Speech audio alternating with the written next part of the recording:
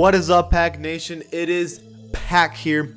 In today's video, I want to talk about something a little controversial, and I know that you're all going to hate me in this video, but it's something that I have an opinion about and I want to cover in this video. It is about players that have the same rating, but honestly, one's better than the other, and I just want to talk about that. And I understand that, listen, I'm not saying that the player is bad or good. I'm saying that I think that some players are just a little bit better than others, and that they shouldn't have the same rating if they're not the same talent or skill or success-wise.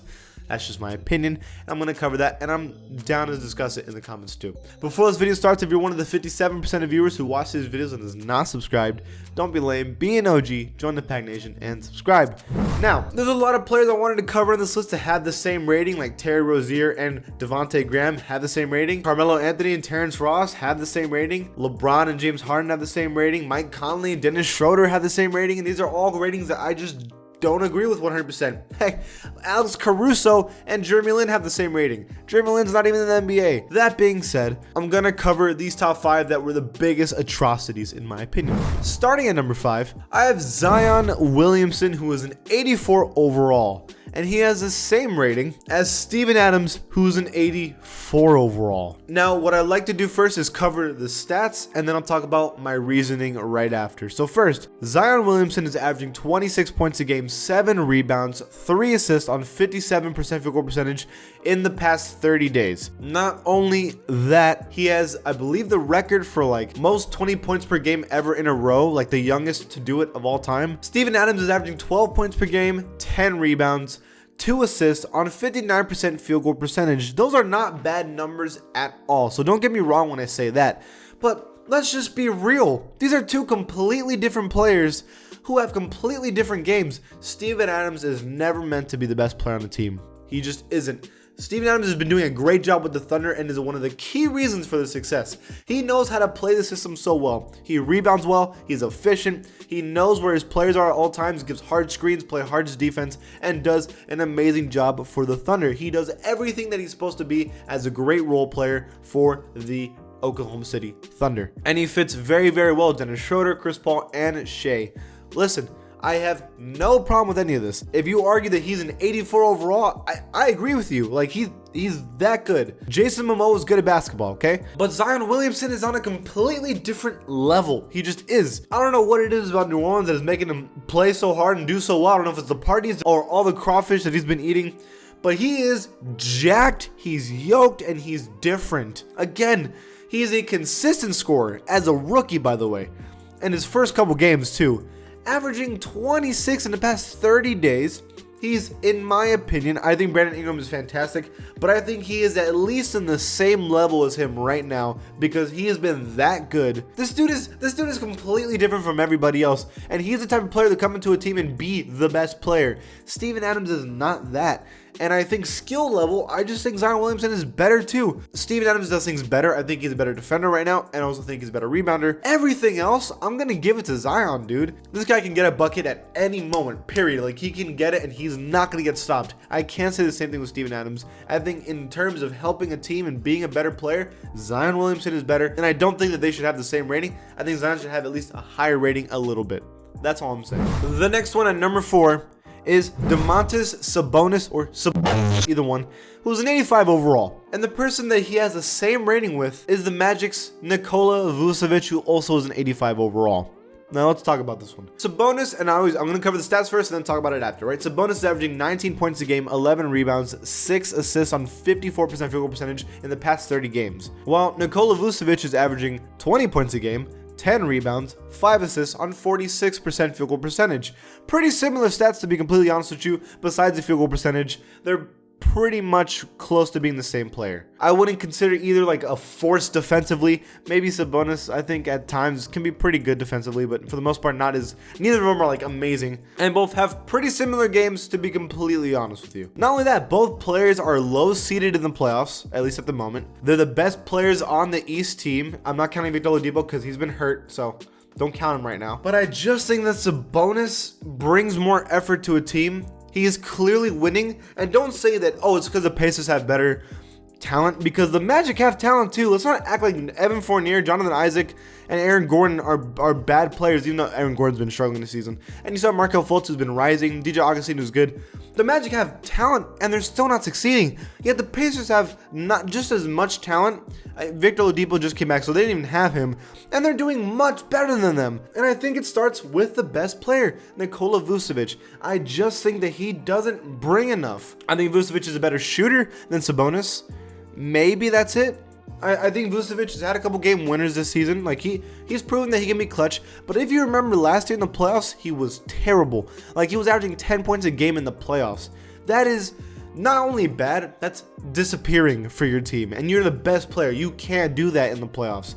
I don't see Domantas Sabonis being like that. I think Sabonis seriously brings it every single night. He's actually very consistent in my opinion. And with a team like Oladipo, Brogdon, and TJ Warren and Miles Turner, he's been the one that's come in, night out, and has brought it. And that's why he was an all-star this season, and he deserves every second of the praise. He is fantastic. I think he should just be rated slightly better, in my opinion. At number 3, it is Bam Adebayo, who's an 86 overall, has the same rating as Clint Capella, who is also an 86 overall. I think Bam is a better player. Now, let me clarify. First with stats, Bam Adebayo averages 18 points per game, 11 rebounds, 7 assists on 58% field goal percentage, while Clint Capella averages 14 points per game, 14 rebounds, 1 assist on 53% field goal percentage.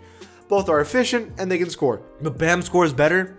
Bam doesn't rebound just like Clint Capella, and Clint Capella is probably just a little bit of better defender than Bam, but Bam's still a good defender nevertheless. But look at the playmaking, 7 assists as a center. Let's think about Bam for a second. Bam is probably leading this offense. He's probably the anchor of this offense and defense. He's really showing that he can be so versatile on this team. That's why he was an all-star this season. This dude can do everything. He can shoot middies, score in the post, play make, rebound, defend, really can do everything. This dude even brings the ball up the court sometimes. Like, that's how good he is. Think about that. And he's only 22, and he's only getting better. I think he is fantastic. He's probably the primary reason why this team is succeeding. Before Jimmy Butler got there, the Heat were still winning. When the season started, Jimmy Butler was hurt for the start of the season, and they were winning games because Bam was taking them there. And so I say all these things, and how do I put Clint Capella? Let me put it this way. Here's 4 dimensions. Here's 3 dimensions. Here's 2 dimensions.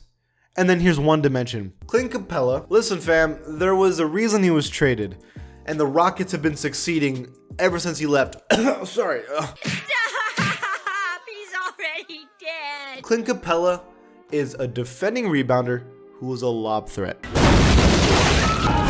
No, I said lob threat, not bomb threat. This is what I'm saying, is that Clint Capella does that elite. But Bam can also do that really well and so much more. That's why the Heat are succeeding and the Rockets were struggling. Let's just be real. And now the Rockets are doing good without him. He's a player in the NBA that he's from a different era. Now, do I think that he can succeed with the Hawks? Absolutely. And I don't think he's bad at all. He's good. But Bam is better right now. That's just my opinion. Okay, at number 2, let me just stop. These next 2 are so controversial. I want all of you to breathe with these because these are going to create a lot of salt. And again, just hear me out. These are my opinion, okay? This one's Russell Westbrook, 89 overall, and Jimmy Butler, 89 overall. Russell Westbrook's better than Jimmy Butler. Now, if you asked me that question at the start of the season, I would have said they're either at least the same or maybe Jimmy Butler was even better. And that's if I was really stretching it. But no. Russell Westbrook is so much better than Jimmy Butler right now. Let me explain. Stats alone, 33 points a game for Russell Westbrook, 7 rebounds, 6 assists on 47% field goal percentage. Fantastic numbers. And then you look at Jimmy Butler, who's averaging 22 points per game, 7 rebounds, 6 assists on 45% field goal percentage. Also great numbers. They're literally averaging the same rebounds and assists, and the field goal percentage is not that different. It's the points per game. Russell Westbrook is scoring so much more. They're both good defenders. Listen.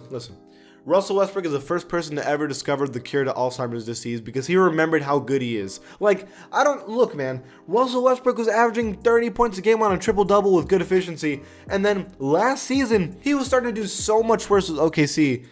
But this year, he like reinvented himself, especially lately. Like, he's been better than James Harden these past couple games. Like, I can say that confidently. Like, he has been. He has been the offense for this team lately. And James Harden is 8 overalls above him. Are you crazy? Russell Westbrook can score anywhere. His threes aren't great, but besides that, he can do almost everything: playmaking, rebounding, scoring. I think he's a good defender. He gives more hustle than anybody in the NBA, and he just does everything elite. Now, please don't kill me, okay? Jimmy Butler is a better shooter than Russell Westbrook. And Jimmy Butler is a good playmaker, and he gives a lot of effort every possession. Like, don't get me wrong, he also gives a lot of effort every possession. But you know what, dude? So does Westbrook, and Westbrook's doing everything better. He just is right now. It is what it is. They're doing better as a team. Russell Westbrook has been showing consistency all of a sudden. I think at the moment that Russell Westbrook's better. I don't think Jimmy Butler is bad at all, but I just think Russell Westbrook is better right now. And finally, at number 1, it is Kawhi Leonard, who's a 96 overall, and Luka Doncic, who's a 96 overall as well. Okay, stop. If I say anything that even sniffs towards negativity toward Luka Doncic, every single Caucasian NBA fan will unsubscribe right now. So let me clarify something. Luka Doncic is the greatest basketball player that's ever graced the court ever. Period. It's not even a discussion. He is the next prodigy. He's gonna be better than Michael Jordan, LeBron James, Kareem Abdul-Jabbar put together. There, I said it. But now that we look at it objectively, obviously Luka Doncic is amazing, and he's only 21, and he's putting up ridiculous numbers that I'll go over in a second, and he's obviously probably going to be an MVP relatively soon, and I think he can win a championship, absolutely. I mean, if a miracle happened, he could win it this season. Like, I'm not going to count Luka Doncic out at all. But let's talk about the stats first. Kawhi Leonard averages 26 points per game, 8 rebounds, 5 assists on 46% field goal percentage, while Luka Doncic averages 28 points per game, 10 rebounds on 9 assists on 46% field goal percentage. Now, if you're looking at the stats alone, you're like, Pac, obviously Luka Doncic is better. But as you guys remind me every second of the day, stats are not everything. Everything that Luka Doncic has been doing this season: 28 points per game, 10 rebounds, 9 assists. The major reason, and I don't want to act like this isn't the fact, is that because the team is good, but no one on this team is that elite. Kristaps Porzingis has been stepping up lately, so I'm not going to diss him, right? But Luka has to get more rebounds. He has to get more assists because the team needs him to do that, because there isn't as much talent as the Clippers have. Everything that Luka Doncic is doing right now, Kawhi can do. I'm just going to be honest with you. Scoring, hitting threes, contested shots, Kawhi can do all of that. Kawhi is more athletic than Luka Doncic. Rebounding, Kawhi can do with 8 rebounds a game. That's not bad at all. And you have a lot of great rebounders on the Clippers anyways. Playmaking, you're probably like, Luka's a way better playmaker. You know what, dude? I'm not going to disagree with you. But 5 assists a game isn't bad at all for Kawhi Leonard, and that's not even his game. Like, he's not even trying to get assists, and he gets 5 assists a game. And, well, Luka Doncic is clutch. So is Kawhi. Kawhi's the reigning Finals MVP, 2-time Finals MVP, 2-time champion, and very clutch. So already I see them as pretty similar as a player, but here's a reality. Kawhi Leonard is not only better than Luka Doncic at defense, he is leagues better than Luka Doncic at defense. Like, I'm talking about like completely different levels, leagues than Luka Doncic. Like, defensively, Kawhi Leonard is one of, if not the best in the NBA perimeter-wise. Luka Doncic is not a great defender yet. I'm sorry. I know Luka Doncic was an MVP candidate this season, and I'm not saying that he shouldn't be, but I think that Kawhi Leonard, at the moment, is just 1 overall better, and that's it. I still think Luka Doncic is fantastic. Don't worry. But Kawhi Leonard is better. Okay, that's it for this video, you guys. Let's talk about it in the comments below. If you like this channel, give it a sub, and I'll see you guys next time.